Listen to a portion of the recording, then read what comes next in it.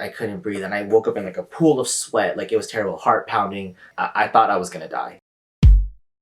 What's up, everybody? Brendan here, and today is gonna be a different kind of video than what I usually make. It's definitely gonna be a more serious undertone. I said in my reinstruction video that I was gonna touch upon a very specific time in my life, April 2021, like that whole spring of 2021. Was a very hard time for me. It was a very bad time for my mental health, and that's what I will be talking about today. I know, it's past Mental Health Awareness Month because you're watching this in June, but I'm filming this on May 31st, so it still counts. In my head, it still counts, okay? Just give that to me, please. I guess I'll just jump right into it. Also, I'm also seated in this video rather than standing because I wanted to feel like a conversation between friends, because that's what these type of talks should feel like. Just talk about mental health with friends. Simple as that. So I am diagnosed with anxiety. It hasn't always been that way, but 2 years ago was the peak of the pandemic, or like I'd rather the residuals of the pandemic. I had started college for a semester. That semester went by great, and then the second semester rolled around, and COVID restrictions hadn't been lifted yet. It was still very much, there were still restrictions. It was not normal life yet. It was still pandemic life. And on top of that, they decided to get rid of spring break that year for whatever reason. They thought it was a great idea to keep students locked on campus in their dorms for a whole semester. Imagine that. But I've noticed that I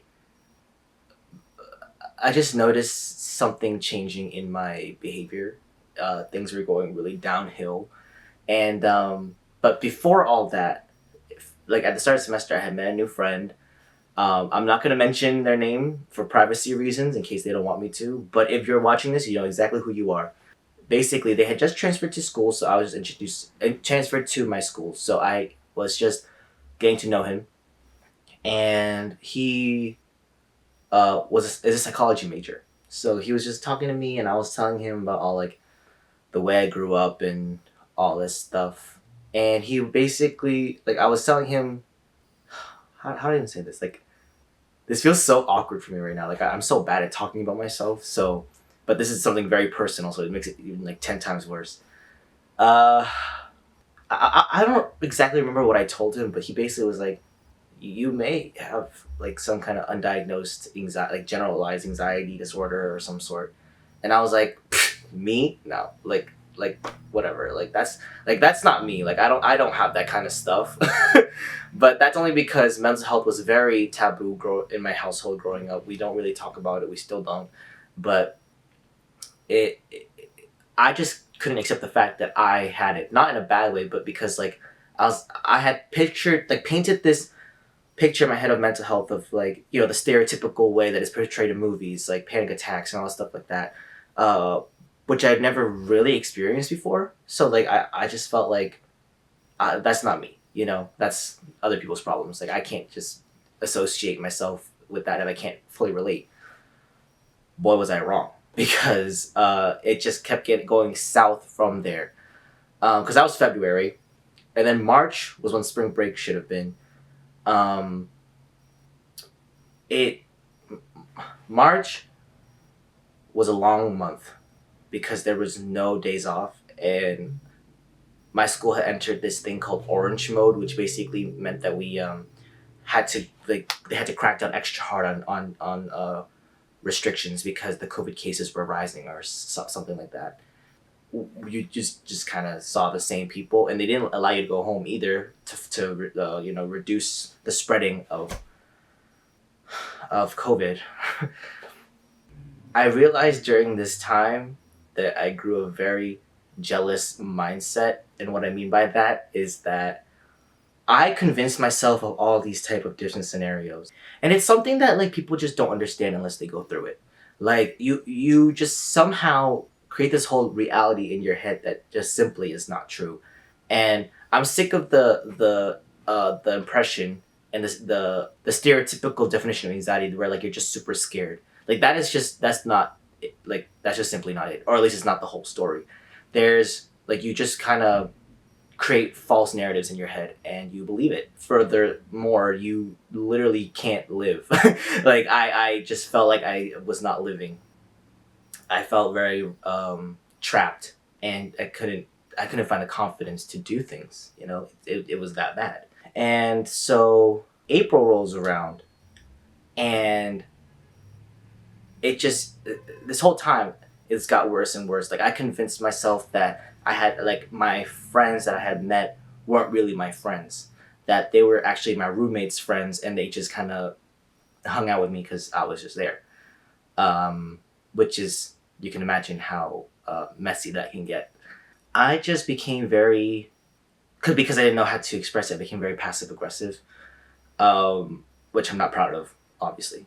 I promise I'm changing and trying to do better. But basically, what had happened was I was getting kind of jealous that my roommate was spending time with all these people that I had convinced weren't my friends, or like weren't really my close friends and were acquaintances or whatever. So I had convinced myself that he just didn't care about spending time with me, and that he was just spending time with all these other people. So it was just, it's really embarrassing, I feel like, for me to look back on now, but I'm happy that it happened because of that. Well, I'm skipping over a part right now. Basically, what happened was, at that time, I went home for the weekends a lot because my school had gone back to yellow mode, which is not exactly green mode, but it was an orange mode, so I could go home. Life at home wasn't the smoothest at that time either, so I felt anxious being at home, and then I felt anxious being at school. There really was no safe spot for me, I guess. Like I remember one time I had come back to campus for after a weekend, and I sat at my desk and like I like couldn't breathe. Like I don't know what was happening, but like I could feel myself like not being able to catch my breath and like getting like shaking. Looking back on it now, that was probably like a mild panic attack, which I've never had before, but until that year. Also, um, I remember not even being able to sleep. Like this is April. I wasn't able to sleep. Like I remember I literally woke up like like couldn't I like gasped for air. Like I couldn't breathe, and I woke up in like a pool of sweat. Like it was terrible, heart pounding. Couldn't like I couldn't breathe, and I thought I was gonna die. Like it was that bad. I think the thing that caused it the most was me being in my own head all the time, and it just got worse and worse and worse. And being isolated in your dorm leaves a lot of time for you to think and be alone with your thoughts, and that was just not fun. So I think it got worse because of that, and I just feel like instead of trying to put myself out there and get closer to these people that I thought were my friends or whatever, or I felt like I wasn't close to, I decided to just be in my room. And then that just also made it worse because I'm like, I'm in college and I have no friends. Nobody wants to hang out with me. You know, it was a lot. It was a lot. And then the pinnacle, like the peak moment of it, was when I had come back for a weekend, or it was like a couple, like a short mini vacation at home. Like I went home for a few, like more than a weekend, and I come back and my I'm sure he won't care that I said this. My roommate at the time, like he wasn't there, and I was like, "Hey, like where are you? Like I'm back." And he was like, "Oh, like I probably won't be back tonight, yada yada yada." And then I was being so like rude to him, and I feel bad. We've talked about this since then, but like I was just very, again, like I said, passive aggressive, and it resulted in us having an argument, which was when he really made it clear that this behavior of mine had been ongoing, and that was the wake up call that I needed. That I was like, okay, I need help. I need professional help. So I decided. So I texted. I was apologizing profusely, and he was saying it's okay and all that stuff like that. And it was just so humiliating to be put in my place like that, but necessary. And I'm very thankful that it happened. Not, like I said, not in the moment, because it was kind of, embarrassing, but I feel great now that it happened. We're still friends. We actually, like he's one of the best people that I met at college. And so because of that, I was like, okay, it's time. So that summer, I went to my yearly physical. I talked to my doctor about it. He was like, yeah, you definitely have some kind of generalized anxiety disorder. And so he prescribed me medication. But to hear them say all this stuff and like just give me words of encouragement, it really has pushed me to where I am today. So thank you guys. If you guys are watching, you guys really saved my life. Especially that one particular person that jumpstarted it all. I'll be sending this video to him, so hopefully he watches it. But I thank you guys. You guys definitely pushed a change in me, and because of that, like I have continuously started to grow, and I could not be more grateful for where I am now mentally. Even when there are weeks where I'm off my medication, like for example, like the doctor didn't prescribe it, and so like or like the refill didn't come in on time, so there's like a period of me not taking it.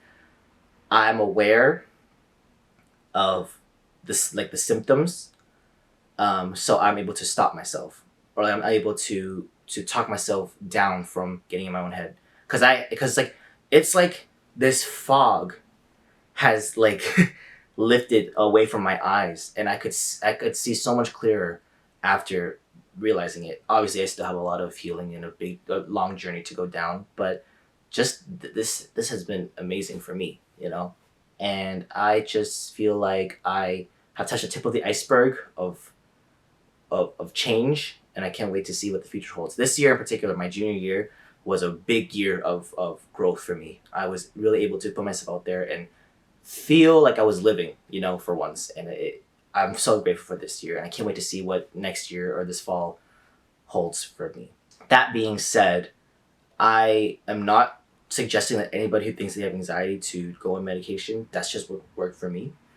I'm not a medical professional, so I can't just say that. It might work for some people and it may not for others. For me, it worked. So that's just my story. I'm being honest.